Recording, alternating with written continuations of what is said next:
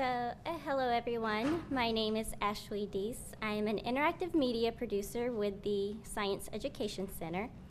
And I actually found out about 45 minutes before coming here that I was going to do this presentation by myself. And I haven't seen the PowerPoint yet, so just bear with me while I go along. Okay. So what we will be presenting is we created a game. It's an app, that's the game, for the Science Education Center, in which we partnered with the National Zoo. And our app is geared to users ages 3 to 5 years old, so they're little kindergartners, so it's a fun little game for them to play. And so, just to kind of give a background of the Science Education Center for those who don't know, we are the only formal education unit within the Smithsonian. And so with that, we have to align everything we do with the national standards to go with curriculums that are used in the classroom.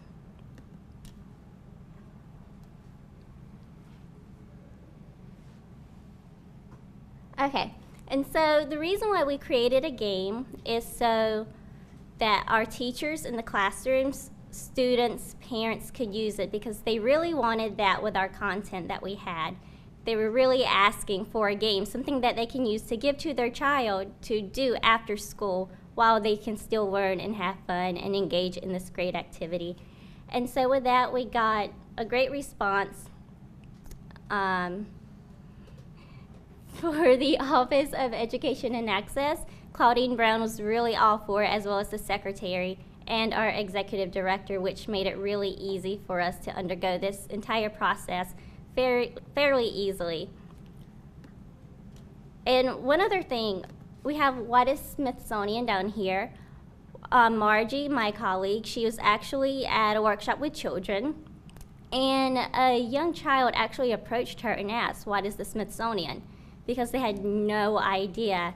And so we figured this app would be a great way to promote the Smithsonian and everything that it offers between science education and the National Zoo and anything else that we can get out there, because we will love to collaborate with other units to produce games.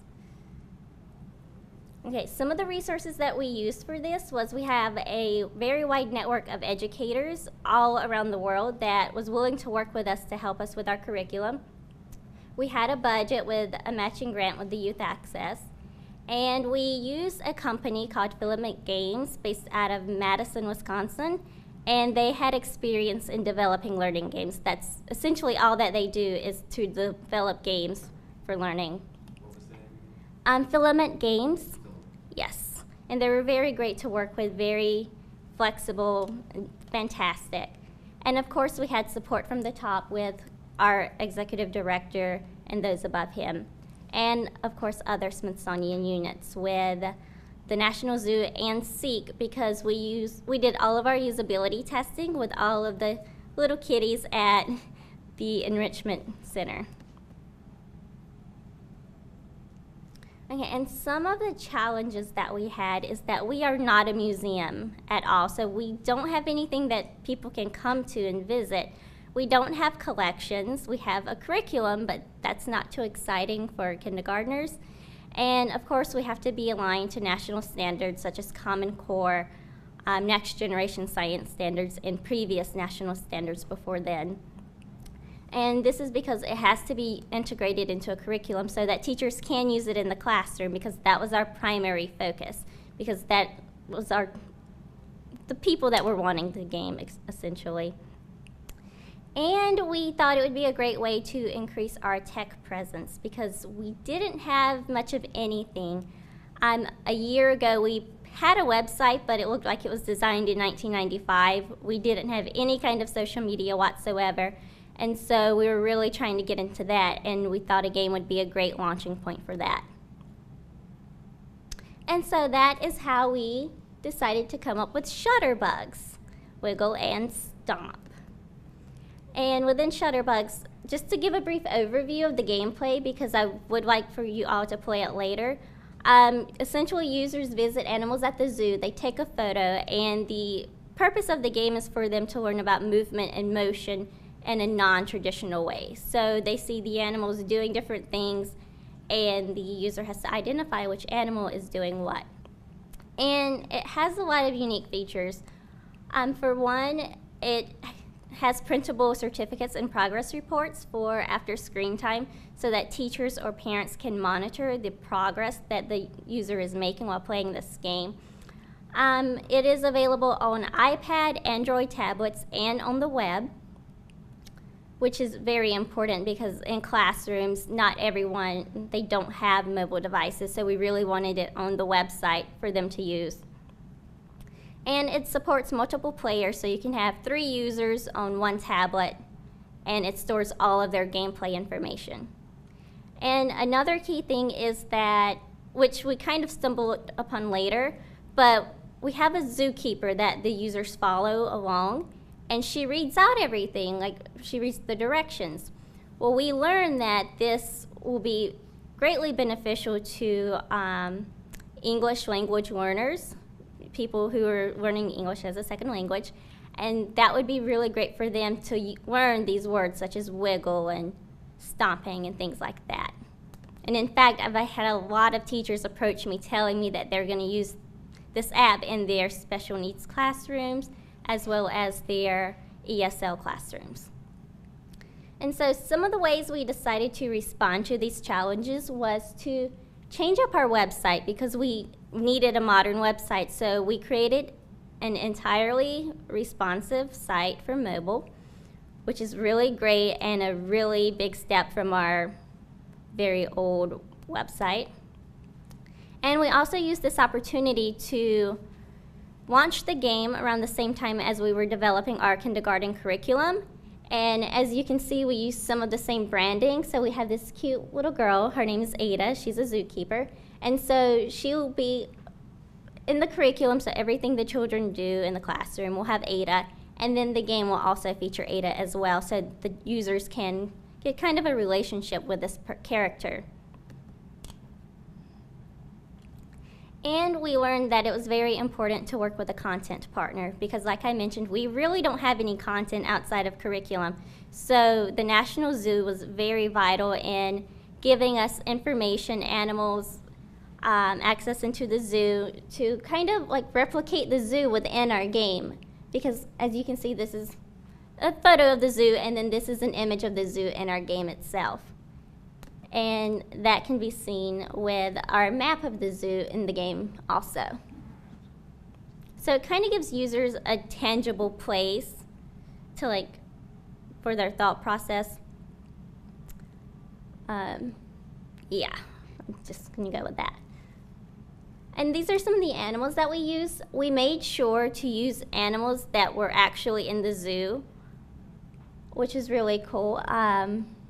We've gotten a lot of complaints as to why we don't have any giraffes or anything like that, but they're not in the National Zoo that I know of. And so that was a really cute feature. And so working with kindergartners, we had to take in consideration that we had to do a lot of user testing for the user interface and just overall usability to see how these users would actually play and interact with our game, which is where Seek came in. So spent a day playing with the kids, letting them play the game and seeing what they thought about it and see if they actually enjoyed it, if they were engaged with it, and see what we needed to change. But we got a really great response from that. And of course, it support emerging literacy. Even though it's technically a science game, you can also learn vocabulary from it as well.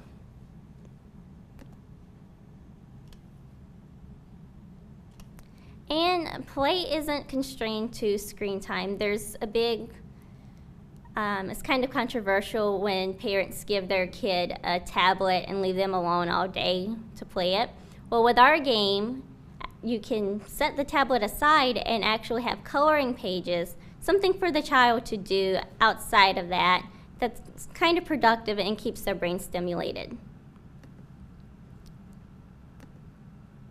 And again, these are photos of a child printing out all of our coloring pages, and she created a zoo in her bedroom. And this is actually a really interesting story. There's a blogger, he didn't like our game at first. He wrote a blog post about it, how he didn't really understand the purpose of it or anything like that, but he gave it to his children. And his kids absolutely loved it, and it just so happened that they were going to the Bronx Zoo that weekend. So the kids played the game all the way through, printed all of the coloring pages possible, and used it as a checklist for when they went to the Bronx Zoo to see like which animals they can find.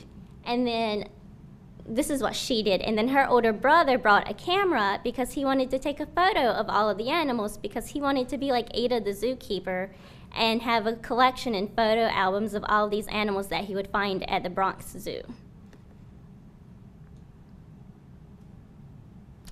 And so our response so far is that we've had very brisk downloads. It takes no time whatsoever to download the game or to load it on a computer, as well as really old computers using really old versions of Internet Explorer.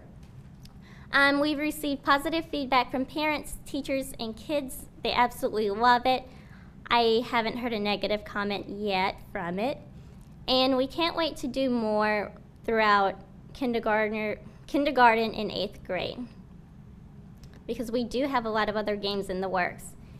And this is just kind of a excerpt of the blog that the blogger wrote about us. It was just really neat that a game that he thought had no purpose whatsoever was very beneficial in his children's learning process with animals at somewhere outside of the Smithsonian, which is really great and interesting that you don't actually have to be in the museum itself to have a broad learning experience. You can get it from somewhere else. And just to break away from my colleague's presentation, some of the things that I found was with marketing. Obviously, we don't have the marketing budget, but I made it my point to really blast this on social media. I created press releases that I sent out to traditional publications as well as mommy bloggers and teacher blogs to let them know that this was out there and that this was free and that it is aligned to standards and they could use it in their classroom. And we also did email blasts. We did print flyers that we passed out at Teachers' Night at the Natural History Museum, and just a lot of different things that were very cost efficient that I could do within a day to get the word out about the game. And we received a lot of articles written about us just from the press releases alone, which drove a lot of traffic, a lot of downloads. As of this morning, we've had over 3,600 downloads on the Apple Store. We've only been out for 5 weeks, which is really good, and it's only for tablets. So we have 3,600. We have a few for Google Play, and we have several thousand plays on our website itself, which I think is pretty good considering it's still fairly new. And it was promoted by Apple. Yes, and it was promoted in the Apple App Store, which really helped us a lot. And hopefully we're trying to get it promoted in Google Play. That's all I have. So if you have any other questions, feel free to email Margie Schmill, and I will have my card. You guys can email me, ask any questions. I hope I did a good job because I was totally winging this. Thank you.